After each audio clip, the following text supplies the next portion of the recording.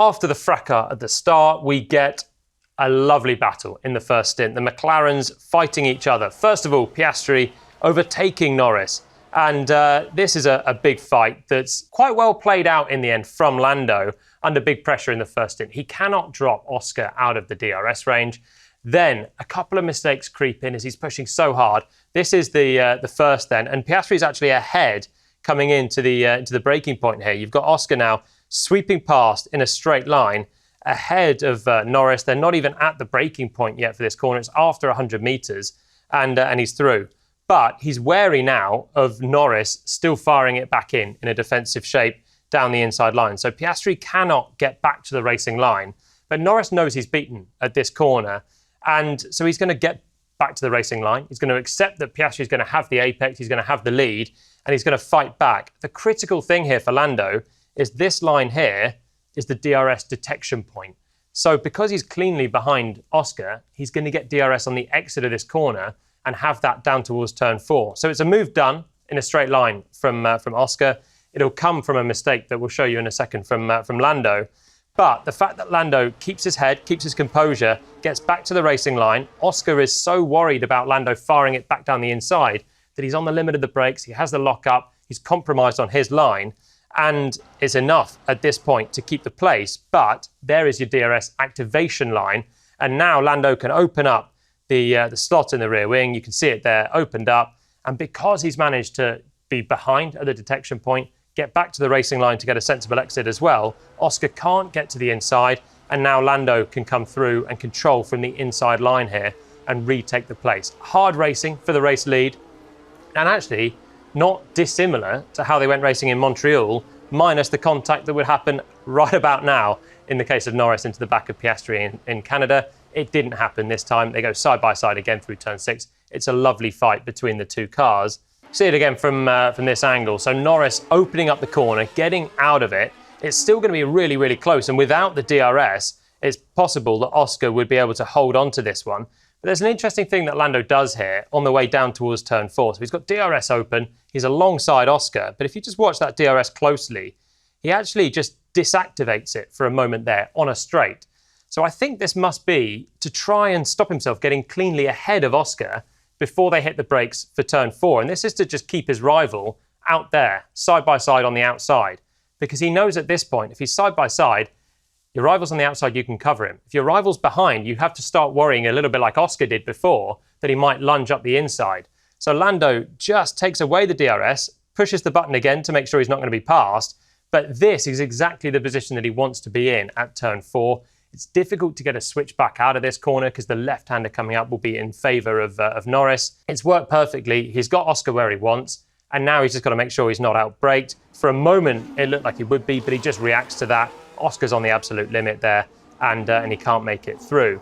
But let's have a look at the setup of this with Piastri, because this is where you could feel the pressure on Norris's shoulders for lap after lap. And coming in towards turn 1, he's using a bit more curb on the way in, having to maximise everything.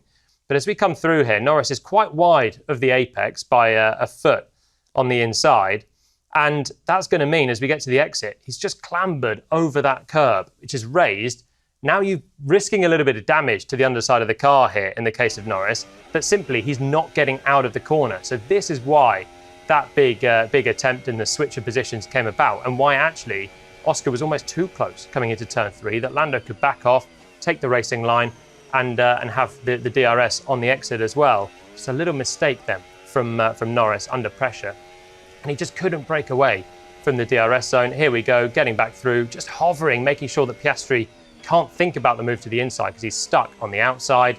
Now Oscar's trying to think, how can I make this through at turn 6? But it's so difficult. He gets a run, pushes the overtake button on the steering wheel as well, trying to get every little bit of juice from the power unit that he can.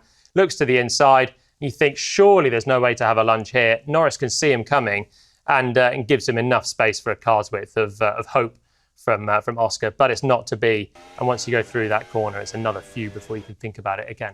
We do have another attempt coming up though, and it's another mistake that is forced of Norris at the end of lap 14. So he's trying so hard to break the slipstream, which is really powerful, 7/10, and around such a short lap, it's difficult for Norris to do anything else recovering, but he just drops it wide, out of 9, out of 10. And now look at this run for Piastri, starting lap 15 now.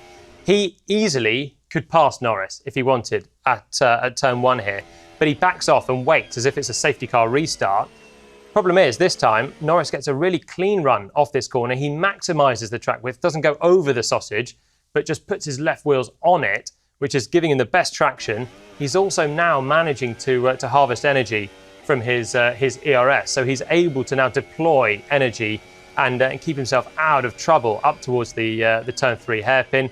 And Piastri's just too far back to make the lunge on this occasion. Norris defends the middle of the road, and once again we get DRS with Oscar down towards turn 4, and again he's just going to be too far back at that corner. So another mistake, a bigger mistake that time from Norris.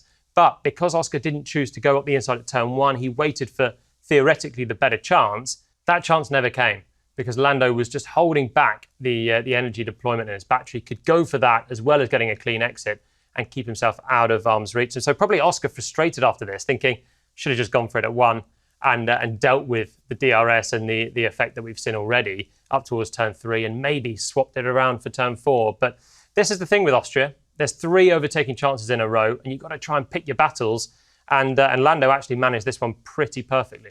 It wasn't without a couple little mistakes here and there, but just because I was pushing a lot, and especially the first 20 laps, I was just in a very difficult position with Oscar having DRS. DRS around here is like 6, 7, 8 tenths almost. That allows him to get his battery up, and I had to keep using my battery to try and get him out of DRS. And every time I tried to get my battery back up, he got it closer and he had a go at me. So I was just in a very vulnerable position for the first 20 laps. We had some good moments, some close moments, that's for sure.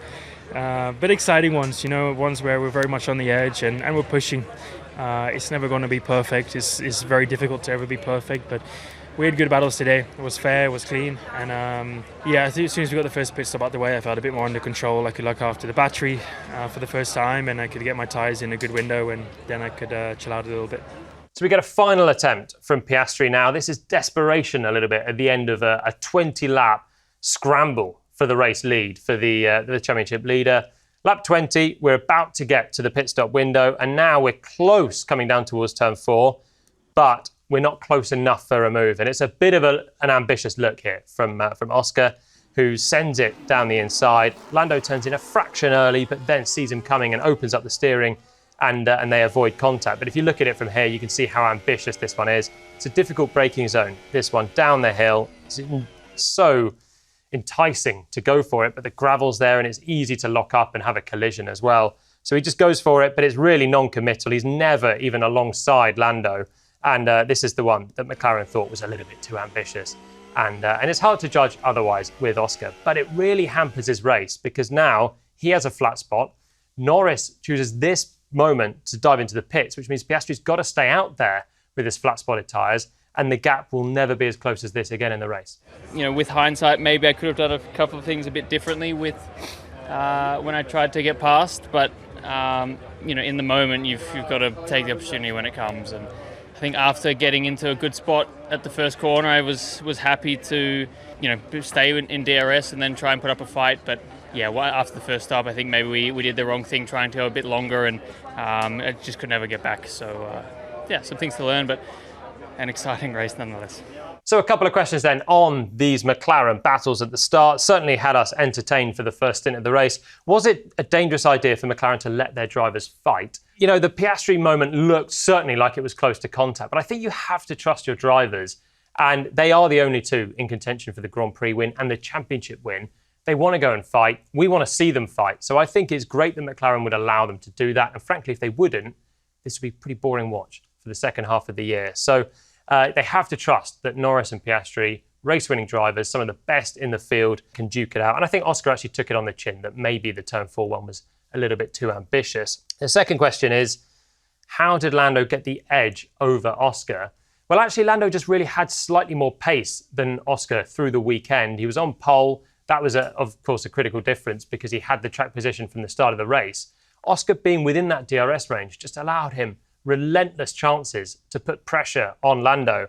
And actually, if we ever look at this data trace, you can see the difficulty that Norris has in getting Oscar out of the DRS range. Look at the straight line speed advantage that Piastri in the red has in all of these ones. They look like they're in a different league, but this is just a big slipstream. And a DRS effect at the end as well. So it's worth 0.7 by the time we get halfway around the lap at turn 4.